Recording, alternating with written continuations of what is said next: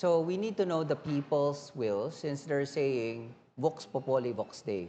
The voice of the people is the voice of God. Unfortunately, our system right now is just partly democratic or partly free, according to the 2025 Freedom House survey. This survey is done internationally and we scored 58 out of 100.